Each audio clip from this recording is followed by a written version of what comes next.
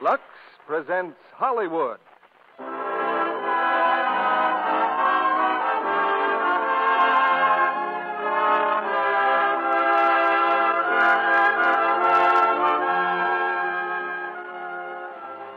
The Lux Radio Theatre brings you William Powell and Olivia de Havilland in Suspicion. Ladies and gentlemen, your producer, Mr. Cecil B. DeMille.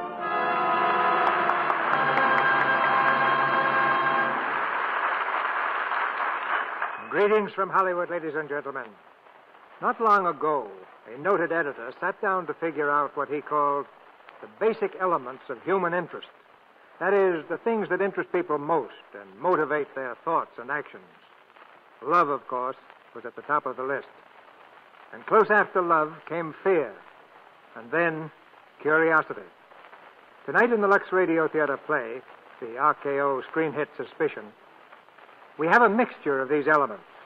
Two people very much in love, whose lives are shadowed by a dark fear and bitter curiosity. And out of this combination comes what I think you'll agree is one of the most absorbing dramas of our time. And to do full justice to it, we have as our stars that able master of mystery, William Powell, and the ever-versatile and lovely Olivia de Havilland. In just a moment, we'll start to satisfy your curiosity. But first, don't forget that we want you to satisfy our curiosity on an important matter. Our 10th anniversary celebration, 4 weeks from today. We'd like you to help us select the play and stars you want to hear on that eventful date, October the 16th. Write your choice on a postcard, address it to me at Post Office Box 9, Hollywood 28, California. Your suggestions and your interests are what make the Lux Radio Theatre a truly national institution. Just as your purchases of Lux toilet soap help raise this curtain for you every Monday night. So you really get 2 prizes in one package, a fine product and fine entertainment. The clock is pointing now to curtain time. And here's the first act of Suspicion, starring William Powell as Johnny and Olivia de Havilland as Lena, with Charles Irwin as Beaky. Let me go. Let me go. Don't be a little fool. What's the matter with you? Let me go.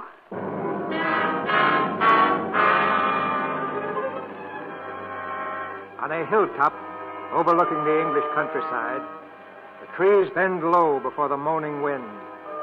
Smoke-gray clouds weave swiftly across a smoke-gray sky. Against this sky are silhouetted the figures of a man and a woman. The man's arms are about her shoulders.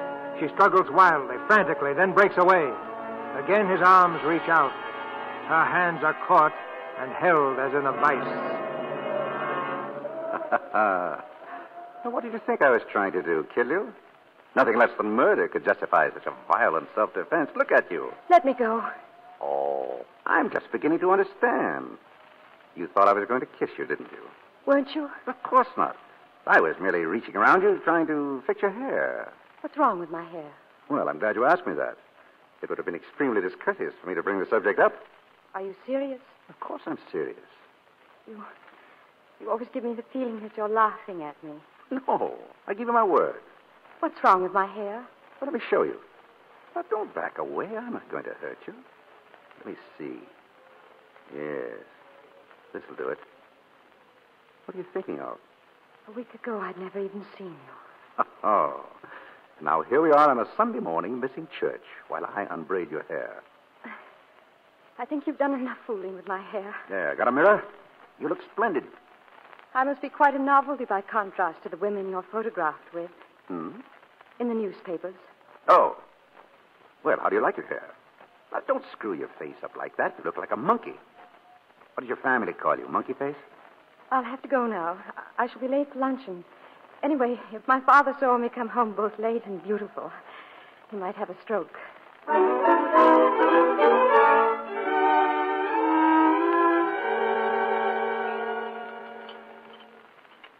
Are you sure Miss Lena isn't in her room, Burton? I knocked just before I announced luncheon. She said she was going to church. Oh, what were you saying just before, my dear? About Lena. I do wish she'd get married, Stanley. I don't believe Lena will ever marry. She's not the marrying sort. Anyway, she's no need to worry. There'll be enough to take care of her. I suppose you're right. I'm afraid she is rather spinsterish. What's wrong with that? The Old Maid's a respectable institution, and Lena has intellect and a fine, solid character. Sorry I'm late. Oh, Lena, dear. Come and sit down. Oh, Lena? What kept you so long at church, dear? I didn't go to church. I went for a walk. A walk? With a man. A man? Yes, his name's John Aysgarth. Tom Aysgarth's boy? How did you meet him? Pity he's turned out so wild. Rough luck on Tom. What do you mean? Well, he was turned out of some club for cheating at cards, wasn't he? I don't know. I didn't ask him. Something unpleasant, anyway. What's he doing down here? He's staying at Penn's Hayes. I shouldn't have thought Lord Midland would have had him there if he'd ever been turned out of a club for cheating. Well, perhaps it was a woman. He was correspondent or something, I believe. Or ought to have been correspondent. Well, anyway, I'm going to see him again this afternoon. He's calling for me at 3. Miss Lena, you're wanted on the telephone. Oh. Thank you, Burton. Tenley. She seems quite excited. Do you suppose? Hello? Oh, hello, Johnny. What? Oh, yes, a long time ago. When are you coming at... Oh, you can't. Oh, yes, of course I understand. Yes, please write. And thank you for calling. Goodbye.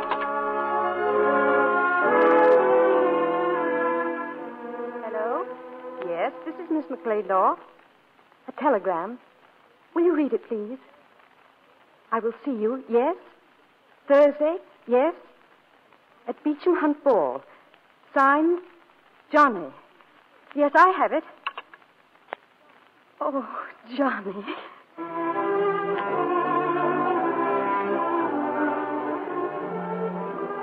I believe this is our dance, isn't it? Hello, Monkey Face. Hello.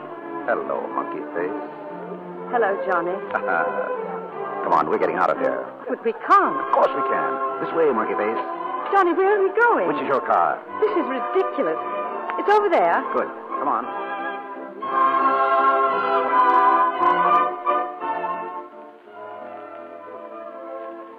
Tell me, have you ever been kissed in a car before? Johnny. Johnny what? You mustn't joke with me. I'm no good at joking. I don't know how to flirt. Well, I'm not joking. I'm serious. Have you ever been kissed in a car? Never. Would you like to be? Yes. Well, you're the first woman I've met who says yes when she means yes. What do the others say? Kind of I know, anything but yes. But they kiss you. Well, usually. Have there been... Have there been what, Monkey Face? Have there been many? Well, I'm afraid so. Quite a few. Are you always frank with them like this? No. No, not particularly. Then why are you frank with me? Because I'm different? No, it isn't that. I'm honest because, with you, I think it's the best way to get results. Johnny, I hope I'm not saying the wrong thing. But I love you. No, you haven't said the wrong thing, Monkey Face. I think I'm falling in love with you, too. But I don't quite like it. That's why I stayed away from you for a week. I was afraid of you. I never thought it would happen like this. Neither did I.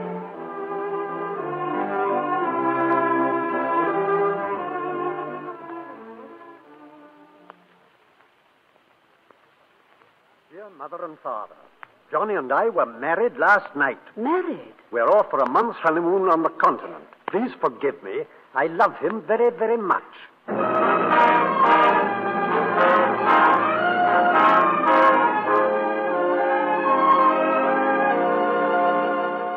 Just put those scripts there.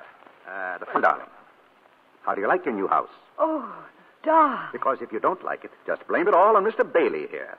He rented the house while we were on our honeymoon. Yes, sir. He even decorated the place. But if you do like it... Oh, I adore it. I'm mad about it. Ah, well, in that case, you're talking to the right man.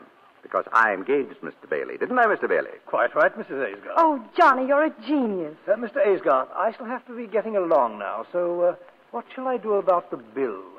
Oh, just drop it on that pretty little table on your way out, old boy. Oh, yes. Thank you, Mr. Aysgarth. Thank you, Mr. Bailey. Oh, Johnny, I never dreamt I'd ever have such a gorgeous place. Are you sure you can afford it? Here, look. Just press that button there on the phonograph. There we are.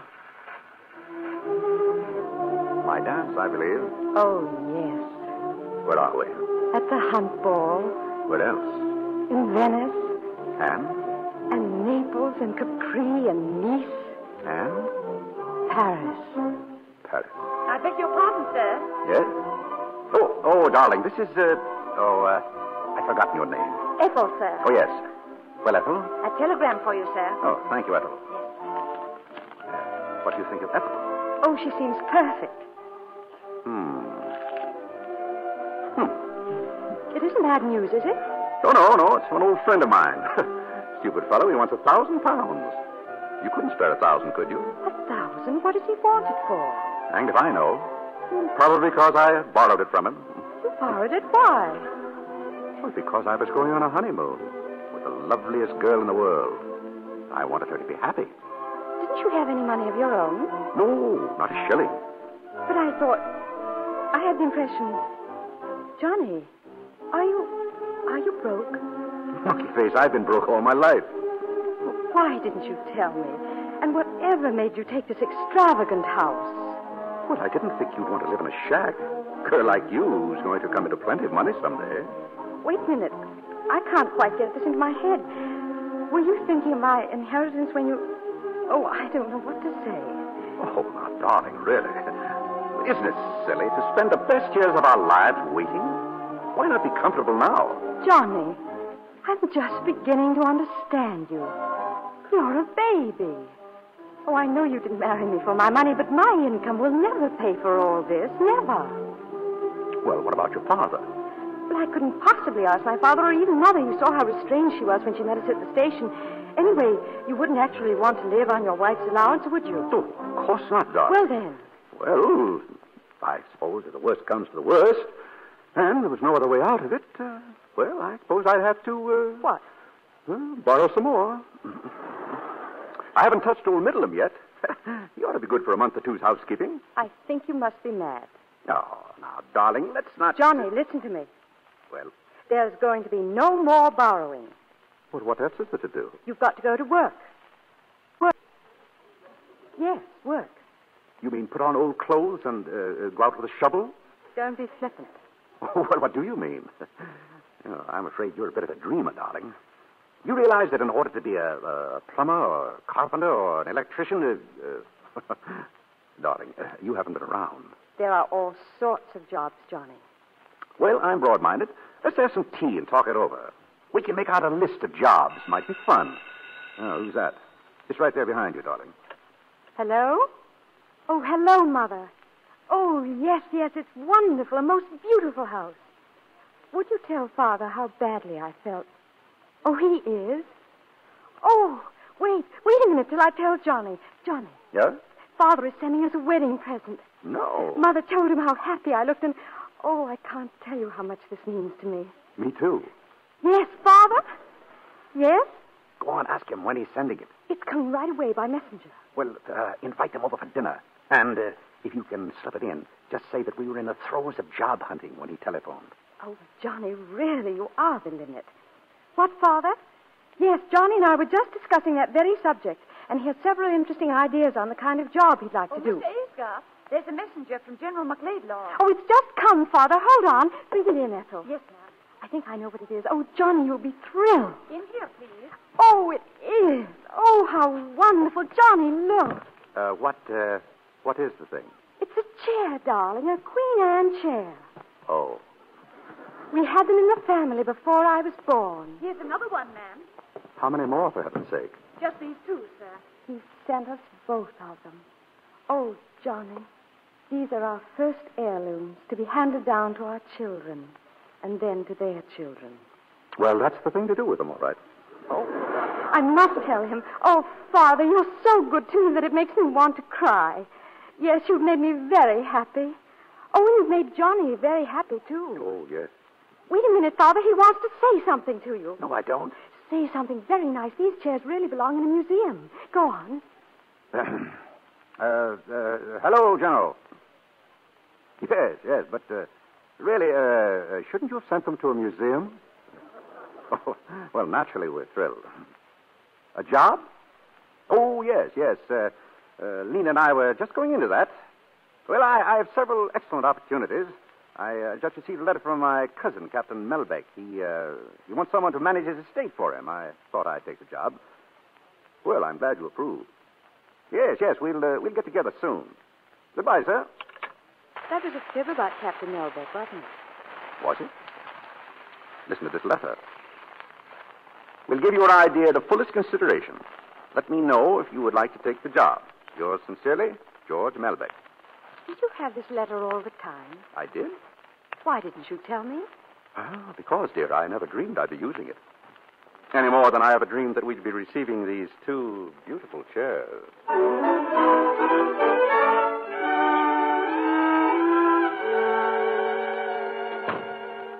Oh, good afternoon, ma'am. Hello, Ethel. Mr. Aysgarth at home yet? No, ma'am. But there's a gentleman waiting for him in the drawing room. Oh, thank you, Ethel. Hello. I say, nice place old Johnny's got here. Oh, I'm Beaky Thwaite. You must be old Johnny's wife. Yes, I am. Didn't he ever tell you about me? Beaky? Oh, you're Beaky. I happened to be driving by. I thought I'd just pop in for a cup of tea. I've heard so much about you, Mr. Thwaite. Johnny told me about you, too. Ran into him at Newbury Races last week. The races? Oh, put my foot into it as usual, eh? Well, what I mean is, didn't he tell you? Well, Johnny has a job. He couldn't have been at the races. Besides, he's given up betting. Oh, he has he? Well, don't you believe it? Not Johnny. He's a great lad, he is. You mustn't mind Johnny cutting up. That's what makes him Johnny. Besides, he thinks you're a topper. Won't you sit down, Mr. Thwaite? I'm sure Johnny... Oh. Something wrong? Yes. There were 2 chairs here this morning before I left. Chairs? Disappeared, have they? Yes, apparently. Were they expensive? Yes. They were museum pieces. Queen Anne. Oh, that Johnny, he'll be the death of me. Don't you understand? No, I don't. I bet you 20 to 1 old Johnny has sold them. Sold them? What for? For money, of course. Fellow's got to pay his racing debts, hasn't he? You know, these bookies don't trust a chap for long. Not a chap like Johnny, that is. I don't believe you. I don't believe a word you say. Oh, put my foot in it again, have I? My dear, you mustn't take it so seriously. After all, it's Johnny. Wonderful chap, Johnny. Well, he couldn't have sold them. He wouldn't without asking me. Mrs. Aysgarth at home, Ethel? Yes, sir.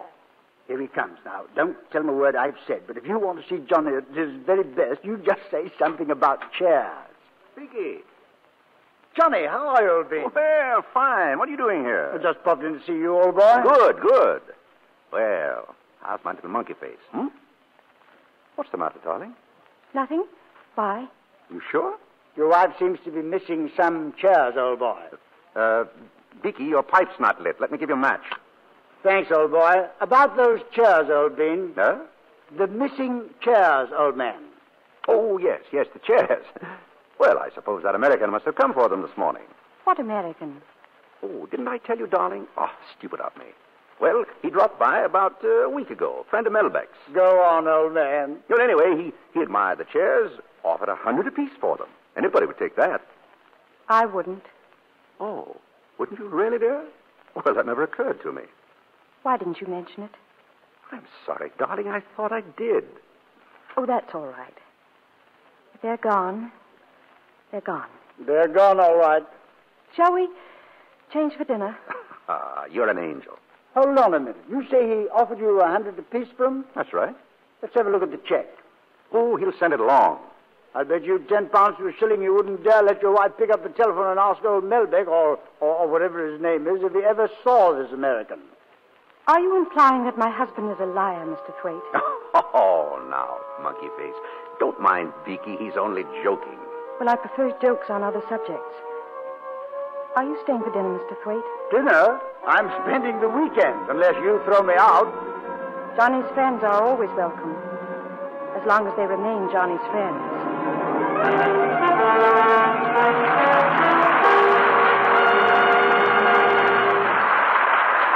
In a few minutes, Mr. DeMille and our stars William Powell and Olivia de Havilland will be back with Act 2 of Suspicion. And now, Libby Collins, our Hollywood reporter. Tell us, Libby, what's the latest? Hats, Mr. Kennedy, hats. Something new and quite different in hats. You mean the wind-blown hatless vogue is out, Libby? It will be when women try on these new styles. Toques, they call them. With their close-fitting trimmings of flowers or feathers, well, they're so utterly feminine, no woman can resist them. And no man either, I might add. If that's a toque you're wearing right now, Libby, I believe you. Oh, I thank you, Mr. Kennedy. You know, styles are going to be very soft and feminine this year. Frills and frou-frou are the vogue. Irene Dunn, one of the loveliest and best-dressed stars in Hollywood, has one of these little toques. Seems to me, Libby, that kind of hat is bound to be a winner if it's combined with a soft, lovely complexion. A real Lux complexion. I should say so. In fact, this kind of hat is artful. It's actually designed to set off a nice complexion. Well, Libby, Hollywood stars like Irene Dunn know just how to keep their skin soft and smooth. With daily Lux toilet soap facials, they can be sure their precious complexions get gentle, cherishing care. Yes, those facials are quick and easy, but so effective. Lovely Lux complexions everywhere are proof of that, Libby. And I'd like to point out that recent tests of Lux soap facials showed that actually 3 out of 4 complexions improved in a short time. So here's a Hollywood tip. For skin that's truly feminine, soft and appealing, why not use this gentle soap recommended by 9 out of 10 famous screen stars? You'll find it's a beauty care that really works. If ever your dealer happens to be out of stock due to wartime conditions, he'll surely have more soon. Remember, Lux toilet soap is worth waiting for. And now, Mr. DeMille returns to the microphone. Act 2 of Suspicion, starring William Powell as Johnny and Olivia de Havilland as Lena, with Charles Irwin as Beaky.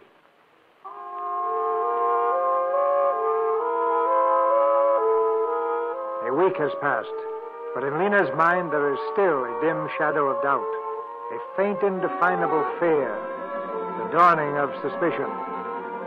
Now in the quiet main street of the town, she meets the local celebrity, a writer of mystery stories. Lena, dear. Oh, hello, Isabel. I've just been admiring your display in the bookshop. Motor on the footbridge. Yes, they're doing very well by it. How's Johnny? Oh, he's fine. He's not an admirer of yours. I don't believe there's one of your stories he hasn't read. Splendid. By the way, have you seen Talbrook's window? The antique shop, not lately. Well, my dear, they've got the most beautiful things. 2 lovely old Queen Anne chairs. I'd give my soul to own them. Chairs? Lovely. Well, goodbye, dear. I'll see you for dinner soon. Yes, of course. I'll phone you, Lena. Chairs. He said he'd sold them to an American. He lied to me. Why? Why did he lie to me?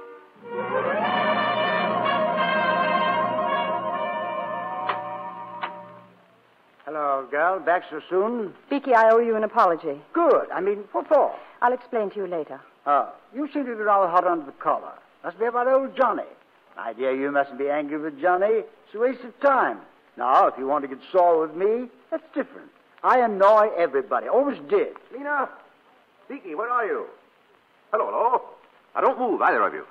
I must watch the expressions on your faces. So what have you got in those packages, old bean? Beaky, this is a red letter day. Lena, look. Do you remember that little necklace you admired in Regent Street? Here. Well. And Beaky, here's a little present for you. What is it, old bean? Oh, a stick.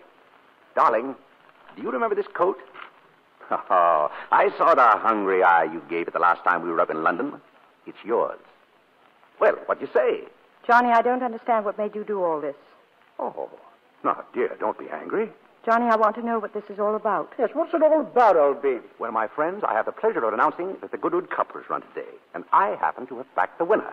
A 10-to-1 shot, ladies and gentlemen, and I had 200 pounds on him. 200 pounds at 10-to-1? Why, that's 2,000 quid. Darling, what's happened to your tongue? I suppose you disapprove of my betting. Oh, come on, darling, smile. Johnny, where did you get the 200 pounds? Why, say, old girl, that's not a very tactful question. Where did you get it? Oh, you know very well there was no American. I got it for the chairs, of course. You sold the chairs to gamble all your money on a horse. Well, not exactly. I owed the bookies some money. I got the 200 pounds to pay them off. But then along came this hot tip. Oh, darling, give us a smile. Now, come on, old girl. Oh, I know. What? You tickle a chin and I'll make a noise like a duck. No. No good, Biggie. No good? No. Oh, I forgot something. Darling, look. This is a receipt from a certain antique shop. Paid in full for a certain pair of chairs. They'll deliver within the hour. Oh, Johnny. There. She's smiling. By Jove, so she is. Oh, Johnny, darling. Well done, old bean. I say, what about celebrating? Trust Beaky to say the right thing at the right time. Look at me, darling. Happy? Yes. course she is. Here you are, Lena. This is yours, old girl. Thank you, Beaky. Here's yours, old bean. Ah. Now for a toast. So wait a minute, Beaky. What are you drinking? Brandy? Oh, just this once, old bean. Oh, you know that's not good for you. Oh, all right. Well, maybe just this once. Oh, thanks. Monkey Face, I drink to the last bet that will ever be made by Johnny Aysgarth. The last bet, old bean. Bottoms up, eh? Beaky. What's the matter with him? Sit down, Beaky. Here. Johnny, get some water, quick. No, it won't help. I've seen this happen before. There's nothing much you can do about it. Well, open his collar. He can't breathe. It's no use, darling. It'll either kill him or it'll go away by itself. Sorry, old bean. One of these days, it will kill him.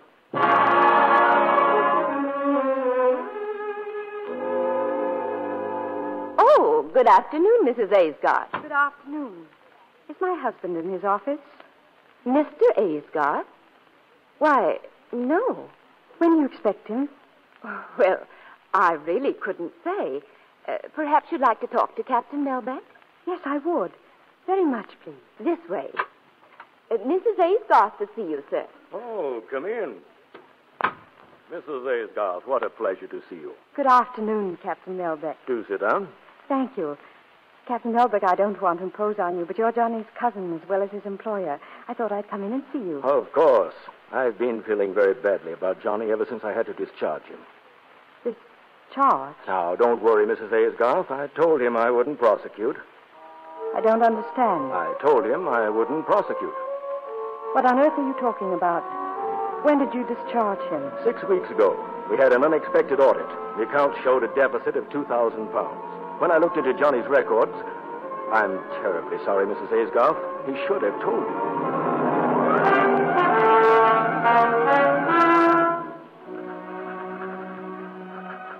Johnny, I am leaving you. It is very important that we never see each other again. Lena. Yes? Ethel told me she packed your grips. Yes. Then you heard. Yes, I've heard. I'm so sorry, darling. Terribly sorry. This telegram just came from the doctor. Tells how it happened. Telegram? Deeply regret your father died early this morning from heart failure. Your mother wishes you to come at once. Oh. Lena. Oh.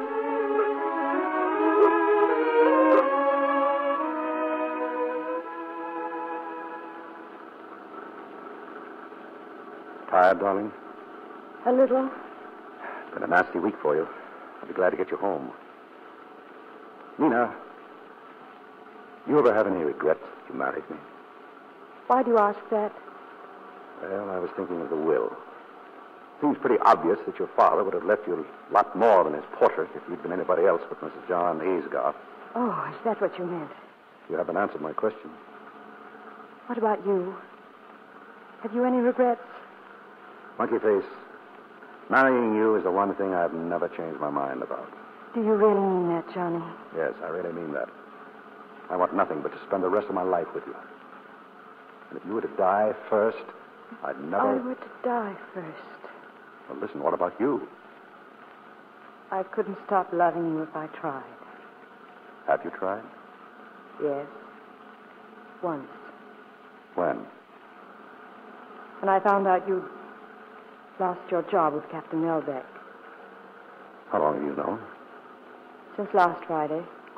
Who told you? Captain Melbeck. I met him. Did he tell you why? No. Suppose you tell me why. Oh, well, we just didn't get along. I say, it's quite nice here. Shall we stop and look at the sea? Pretty, Be quite a drop off this cliff, wouldn't it? Why didn't you get along with Captain Melbeck? Oh, I don't know. He's a bit of an old fogey, you know. Monkey Face, I have always had the notion that the secret of success is to start at the top. The way to make money is to think in a big way. Look at all this land, for instance. Look at the view from these cliffs. Now, why isn't something done about it? If I had £10,000, or still better, 20,000, I could start a development here. All you need is 20,000 pounds. For 30, next 10,000 wouldn't hurt a bit. 30,000 pounds. That's all I'd need. 30,000 pounds. Okay. Think you could swing it for that, old bean? Of course. Now, you see, Beaky? This is the ground plan. Wonderful, old bean. Then we could put the large hotel out there on the cliff, eh? That's the idea. Hello. What's going on in here? Monkey Face, we're organizing a real estate company. We're about to buy a very beautiful piece of land right by the sea. What a view. What sun. What air. Then we sell part of it at a profit. I see, but you'll need financing for all this. Of course. Well, have you found someone to put up the money? Of course. Who? Me. Oh, I see. Well, the idea is mine, but the money is Beaky's. And the corporation, well, Beaky borrows against some securities he has in Paris. Now, the company is going to be in my name. Yes, but... Look, darling, now, just let me show you how simple it is. Does Beaky understand it? Oh, perfectly. I think. I beg your pardon, Mr. Aysgarth. Yes, Ethel? You're wanted on the phone, sir. Oh, thank you, Ethel. Excuse me, Beaky. All right, old man. Now, Beaky, please explain it to me, will you? Well, you see, my dear girl, we buy up this land, and then we sell part of it. That gives us 100% profit. Then on the other part, we build something or other. Oh, yes, but from whom do you buy the land? To whom do you sell it? Well, that shouldn't be difficult, do you think? Beaky, isn't it about time you grew up? I say, old girl, you're scolding. Yes, you need a scolding. Do I? Yes, you do. Shall I go and stand in the corner? Beaky, you're not being fair to Johnny. I say, old girl, that's a bit thick, you know. Why? He's the president of the whole valley thingamajig. Gets a salary. Writes his own checks. Yes, that's what I mean. What's wrong about that? Yes, what is wrong about it? Well, Lena? I say, old Ben, Lena's telling me you're a bit soft in the head. Is that it? Well, it sounded like that to me. Beaky, hadn't you better be changing for dinner? Right, old Ben. I won't be a jiffy. What right have you to interfere in my affairs? But I wasn't really. I was only... You were only what? Well, I was only trying to tell Beaky that he shouldn't leave everything to you. It's not as if you were both experienced businessmen. What the devil do you know about business? Oh, very little. I only... Suppose, Beaky, you're taking me seriously. You'd have ruined the whole scheme. Do you realize that? Yes, but if it weren't good... Well, that's my business, not yours. If I say it's good, it's good. But I don't want any interference from you or anyone else. Is that clear? Yes, that's clear.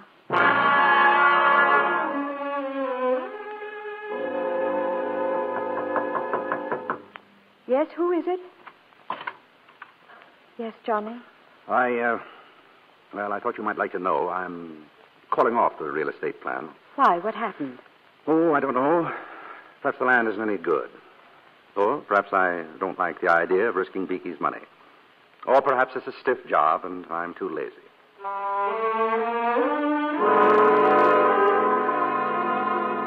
I don't know what it is, but every time I play anagrams, I can only make three-letter words. D-O-U-B, D-O-U-B. No such word. Try this. D-O-U-B-T. Doubt. Thank you, old girl. Your turn. Here, Johnny. I don't see why you want to call off this real estate scheme. It's no good. The corporation's formed already. The money's been put up in your name, old boy. The deal's off, Beaky. Why do we have to drive all the way up there to look at it? Well, I won't be responsible for calling the scheme off without first proving to you it's no good. We're going up there early tomorrow morning and take a look. Why are you so insistent? Because, as I told you, I won't be responsible. All right, old boy. What's that word you got there, Lena? M-U-L-D-E-R. No such word, is there? Try the R instead of the L. Murder. That's better. Murder. Johnny, I don't like going up there in the morning. Why do we have to go so early? Now, Beaky. Murder. Oh, well, we have to. Let's get on with the game. Your turn, old girl. The money in his name. Murder. The cliffs overlooking the sea. I say, Lena. The edge of the cliff. Stay away, Beaky. Lena, I say. He'll push you off. He'll kill you. Murder. Murder. Murder. Lena, what's the matter? Lena. Give me a hand here, Beaky. She's fainted.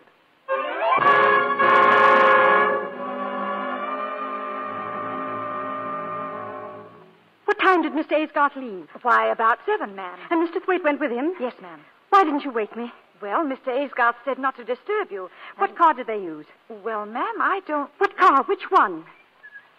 Listen. Oh, that's Mr. Aysgarth now, ma'am. He's back. He's come back. Morning, Lena. Johnny. Feeling better? What's the matter? You're white as a sheet. Where's Beaky? What? Hello, girl. How are you feeling? Oh! Any better? Lena, what is it? Oh, Johnny. Oh, darling, I'm so glad. Oh, well, what's all this? I've only been away a few hours. Oh, it seems like 1,000 years. Yeah, seems like that to me, too. Oh, shut up, Beaky. It was nothing. Nothing? I came very near to losing my life. You call that nothing? You nearly lost your life? Came very close to it. Let's drop the subject. No. Go on, Beaky. I want to hear about it. Well, there we were on top of a cliff. I was trying to turn my car near the edge. Was Johnny in the car? No, it was a few feet away. Go on. Well, I didn't realize I was backing the car toward the edge, but I was. And if old Johnny hadn't taken a flying leap and grabbed the brake, I should have been kingdom come by now. Johnny saved your life? Oh, Johnny, I can never tell you what this means to me. To you, darling? Yes, it means a good bit to me, too. You know, I think the old fellow deserves a reward. How about a night out? Spot of celebrating on me, old bean. Oh, well, that's very kind of you, Beaky, but don't you have to go to Paris? Paris? Oh, yes, of course. So I do. My securities. I've got to go over there and cancel the arrangements for them. Why don't you come over with me? Oh, the cad seems to forget that I'm a married man. Say, I tell you what I might do, Beaky. I might drive up as far as London with you. How about that, Monkey Face? Yes, Monkey Face. I mean, Lena, do let him come. Well, it seems to me that... Yes, I know. A job. Well, it seems to me that I'll have much more chance of getting a job in London than I would around here. Yes, of course he would. Do let him, Lena. Well, I don't see very well how I can stop him. Good girl.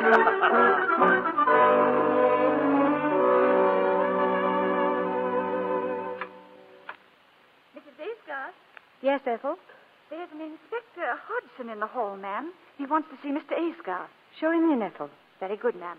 Will you come this way, please, sir? Thank you. Mrs. Aysgarth? Yes. My name's Hodgson, Inspector Hodgson from the county police. How do you do? I understand your husband's not in, ma'am. No, he's been up in London for 2 days. Well, perhaps you might be able to help us. Yes, of course. I believe you know a Mr. Thwaite. Yes, he's a close friend of my husband. Well, I don't know how to put it quite. Perhaps it would be easier if I showed you this in this afternoon's paper. Right here, ma'am. Englishman found dead. An Englishman met with a mysterious death in a house in Paris. He's believed to be Mr. Gordon Cochran Thwaite of... Beaky. I'm sorry to have to do this, ma'am, but we're making inquiries for the Paris police. They found some papers on Mr. Thwaite's person which indicate he just formed a corporation with your husband. What did the French police think caused the death? Well, this is a copy of a telegram that we received from Paris. Thwaite visited the place in the company of another Englishman. On arrival, Thwaite ordered a bottle of brandy. Brandy? According to one of the waiters, Thwaite's companion asked for the brandy to be served in large beakers. Apparently, as a result of a bet between the two men, Thwaite filled one of these beakers to the brim and drank it all. The other man was not present when the actual tragedy happened. I'm sorry, ma'am, but do you or your husband happen to know of any friend of Mr. Thwaite's who might have been there with him? No. Well, then perhaps you could enlighten us about this corporation. Yes, I believe I can. My husband had planned a real estate development with him. Mr. Thwaite had gone to Paris to dissolve the corporation. Thank you, ma'am. That's all. Good day. Good day. He didn't go to Paris. He's in London. Johnny's in London. He's at the club. He's got to be at the club. He didn't go to Paris. He didn't. Hello? Hogarth Club? May I speak to Mr. Aysgarth, please? He left? Left when? Yesterday morning. No. No, it doesn't matter. Thank you.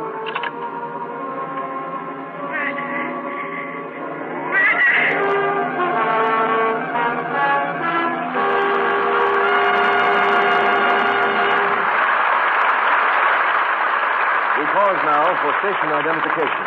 This is CBS, the Columbia Broadcasting System.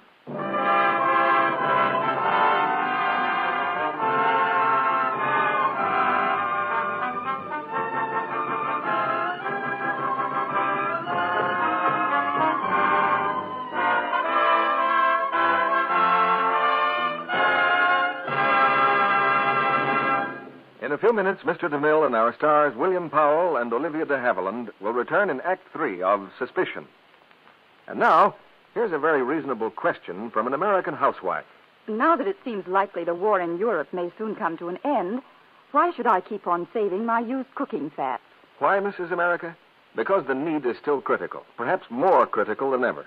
But will fats be needed as urgently to manufacture war materials and medicines to send abroad? After Germany's defeat, there's still Japan. Remember this, too. The Japs still have the fat. They hold the countries from which we used to import about 1 billion pounds of fats and oils each year. 1 billion pounds? That's a lot of fat. It is indeed. Enough to help manufacture the supplies of ammunition, medicines, parachutes, and other war materials that must keep on going to our fighting men abroad.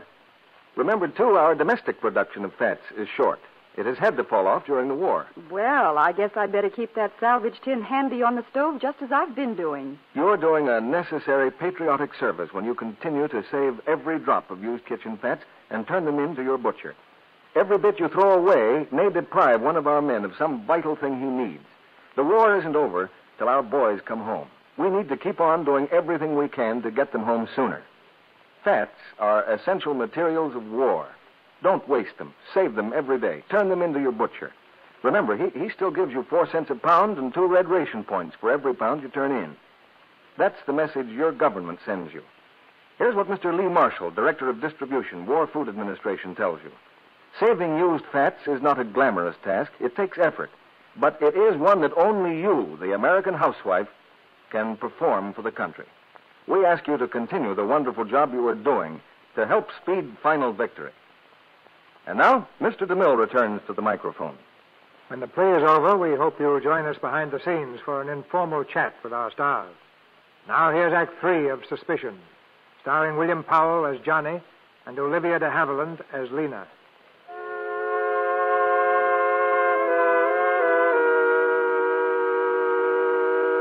In Lena's mind, the sharp sting of suspicion has given way to the dull, sickening ache of certainty.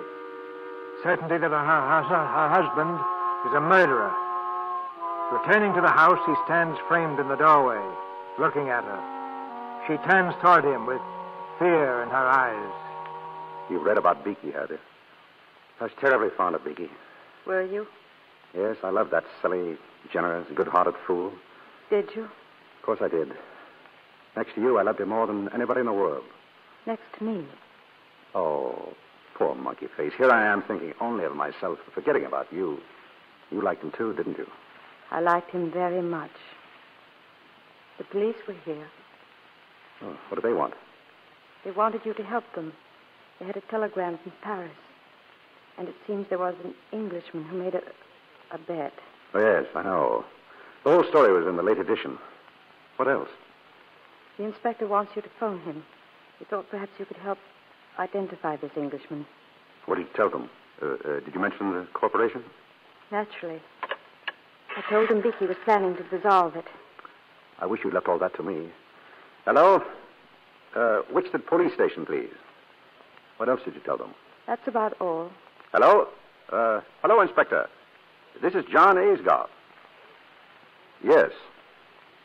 Well, I drove up to London with him Tuesday evening.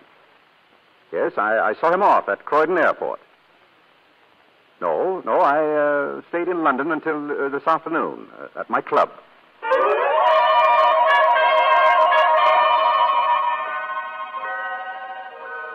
Lena, how nice to see you. Sit down, dear. Isabel, you know, I couldn't put my light out until 3 this morning. I was so interested in your last book, I had to come over and talk to you about it. That's the nicest compliment I ever got. I was completely fascinated by the way your villain enticed his victim across the footbridge, knowing that the bridge had been sawn through. And he also knew his victim couldn't swim. Don't forget that. Well, what I want to know is this. Would you call that an actual murder? Well, from a moral standpoint, there's no question at all. It is murder. I suppose it is. What does Johnny think? Johnny? Oh, I haven't discussed it with him. Well, I think he'd be interested. The same situation with this friend of his in Paris. The same? Well, that brandy business is just like my footbridge. By the way, this brandy thing isn't new at all, you know. It's been done before. Oh, yes, and in real life, too. I have it here. A book called The Trial of Richard Palmer. Now, where is that book? The Trial of... Oh, I remember where it is. It's in your house. My house? Yes. Johnny borrowed it a week ago.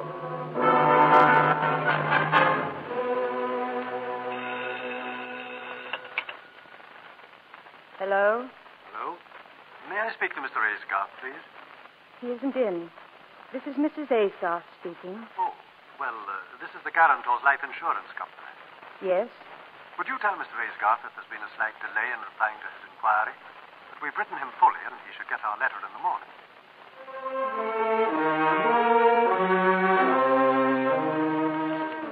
Dear sir, replying to your inquiry regarding a loan of fire policy, we regret that such a loan cannot be granted. According to the terms of the policy, payment can only be made in the event of your wife's death. If you... Morning, dear. Any letters for me? What's the matter? Nothing. Darling, you're not shivering, are you? Oh, I've a bit of a chill. Cold in all this sunshine? Oh, my poor little shivering baby.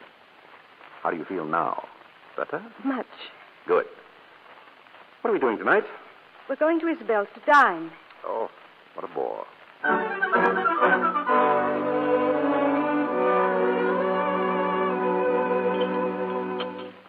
Well, let's get back to that new book of yours, Isabel. You mean to tell me that a fellow sits down at a piano, starts to strum, and in 2 seconds later he's shot? Is that the idea? Yes.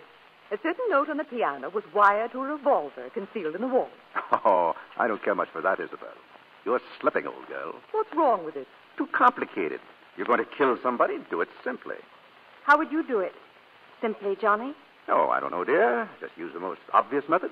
For instance? Well, poison. Just use the first one that came to my mind. Say, arsenic. Arsenic can be traced in the body, of course. But it isn't always. No. This very minute, there are probably hundreds of murders walking about. Johnny, do you suppose those murderers are happy? Oh, I don't know. Why shouldn't they be? Well, anyway, Isabel, it seems to me that by now somebody would have discovered a poison that can't be traced. What's that? What about it? Isn't there? An untraceable poison? Nonsense. There's no such thing. Oh, Isabel, you're hiding something from me.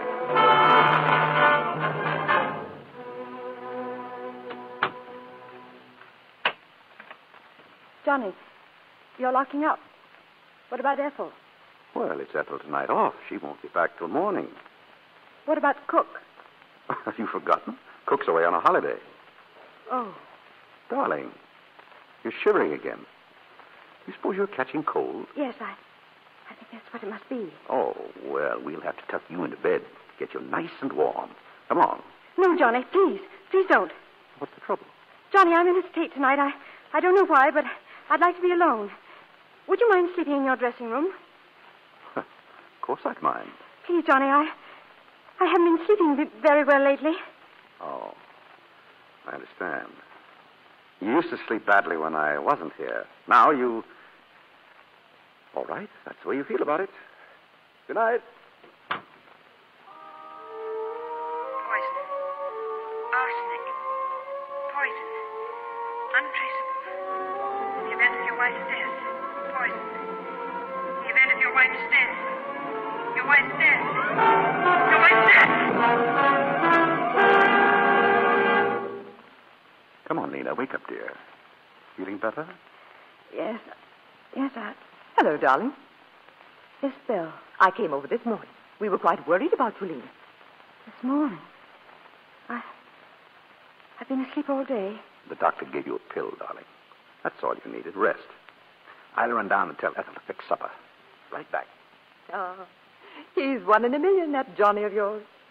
Isn't he? I warn you, if you leave me alone much longer with him, my career will soon be over. He flirted with you, I suppose. Flirted? Worse than that. He's worming all my secrets out of me. Did you tell him anything today? Did I? Oh, now, honestly, have you ever been able to deny Johnny anything? It was about that poison, wasn't it? Yes, it was. And if he writes a story on that one before I do... Lena, imagine. A substance in daily use. Anyone can get it. And within a minute after taking, the victim's beautifully out of the way. And mind you, it's undetectable after death. Is whatever it is painful? Not in the least. In fact, I should think it would be a most pleasant death.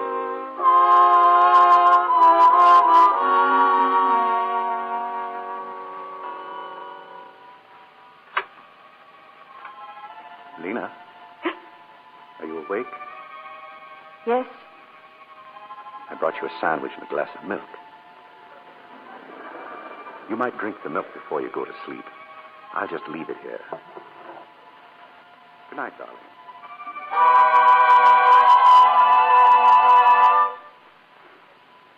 Why don't you let me help you pack? Oh, there's no need to. What's the matter with you this morning? You're still annoyed with me, aren't you? No, Johnny, really. I still don't feel well, that's all. And a few days at your mother's will do more good than staying at home. Well, it's not exactly that. Don't you understand? Mother telephoned me. She got on that phone awfully early, it seems to me. Well, Mother gets up early. I happened to mention that I was a bit nervy, and before I knew it, I'd agreed to spend a few days with her. All right. I'll run down and get the car ready. Oh, no. Don't. I'll drive it myself. I prefer to drive you.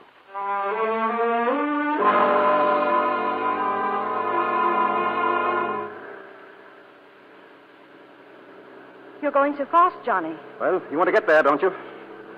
Did you have to go by this road? Why not? It's a short way, isn't it? There's the hotel site. Another thing I failed at. He's going to kill me.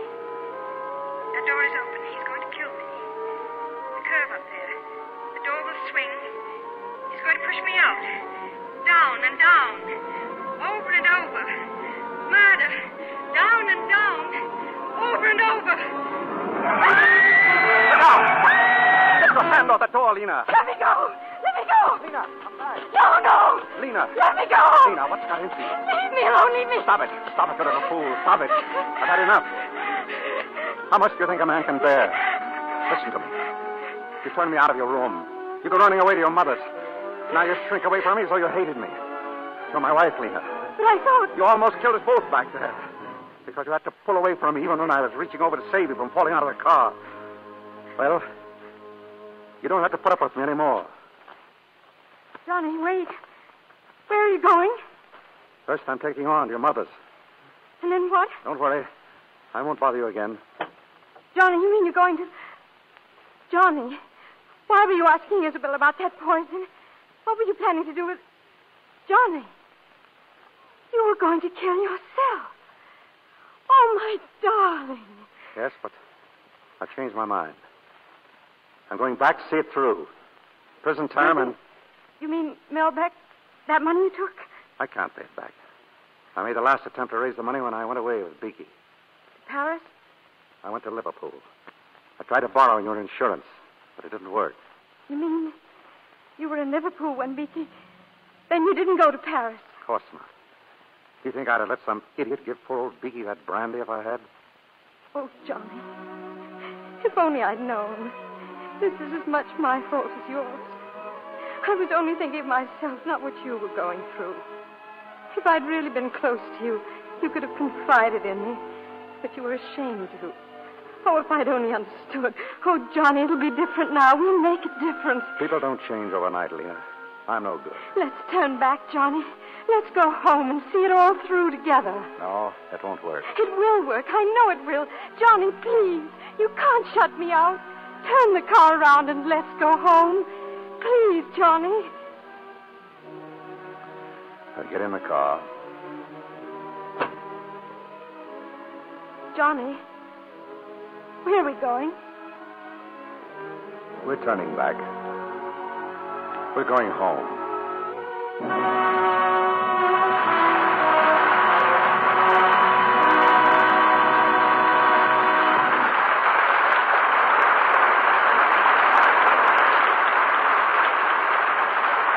It's more than a matter of suspicion that tonight's performance will be long remembered by millions of listeners to the Lux Radio Theatre.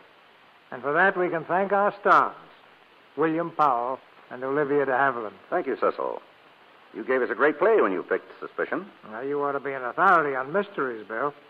One of the best bits of news I've heard is that you're going to do another picture in the Thin Man series. But, Bill, for the Thin Man, haven't you been putting on a little weight? Libby, how can you say that? Why, I'm scared of my own shadow. Yeah. You mean it looks as if a crowd were following you?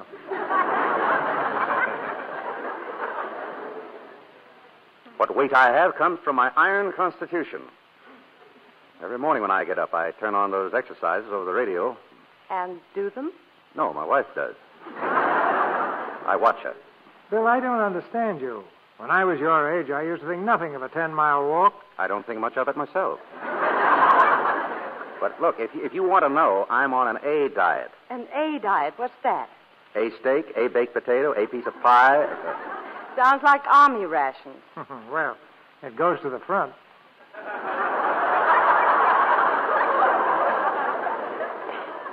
Well, in spite of all you say about me, I'll confess you're looking as lovely as ever, Livy. Yes, isn't she? And now that I've planted it for you, Cecil, you wouldn't like to tell us one of the reasons, would you? Me? No. Oh, come on. Yeah. Plenty of fresh air, sunshine. And Lux toilet soap? I'll say it for you. But there's no need to be modest about it, C.B. I use Lux toilet soap faithfully, and it does wonders. Well, thank you, Olivia. And I think we'd better take back all we said about Bill's figure, or he'll dial us off his radio next Monday night. Not when he hears what's coming up, C.B. What do you have for next Monday, Cecil? A play I think you'll like, Bill. The RKO romantic comedy, Lucky Partners. And our stars will be Donna Michi and Lucille Ball, with Jack Carson. It's a story of two young people falling in love who stake their future on a horse race. When you gamble both love and horses, you're riding for plenty of excitement. But it sounds like another entertaining evening, C.B. We'll be listening. Good night. Good night. Good night. Good night. I have a suspicion you'll be back soon.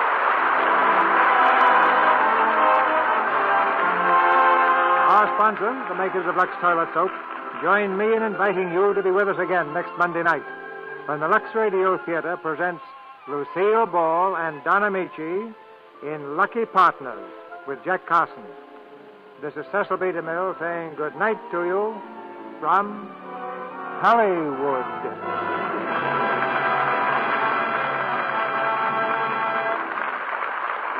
Next month, October 16th, the Lux Radio Theatre celebrates its 10th anniversary on the air.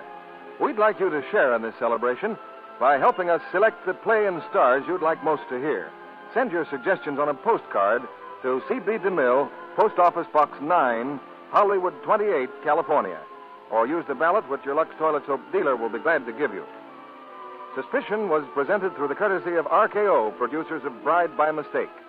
Olivia de Havilland will soon be seen in her latest Warner Brothers picture, Devotion. William Powell appeared through the courtesy of Metro-Goldwyn-Mayer, producers of the Technicolor picture, Kismet. Heard in tonight's play were Charles Irwin as Beaky, Lois Corbett, Vernon Steele, Gloria Gordon, Charles Seal, Dwayne Thompson, Eric Snowden, and Claire Verdera. Our music was directed by Louis Silvers. This program is broadcast to our fighting forces overseas through cooperation with the Armed Forces Radio Service. And now, an announcement aimed straight at the fun-loving hearts of America's people. Your beloved old friends Amos and Andy are returning to the air on Friday night. Yes, the boys are back again with their big cast in their grand half-hour show. Their guest for Friday evening, John Charles Thomas, famous Metropolitan Opera star, will be a riot in his Amos and Andy role. There will be super music, and as you know, each broadcast is a complete episode. So see your paper for time and station. And don't miss Amos and Andy on this Friday. This is your announcer, John N. Kennedy, reminding you to tune in again next Monday night to hear Lucky Partners with Donna Michi, Lucille Ball, and Jack Carson.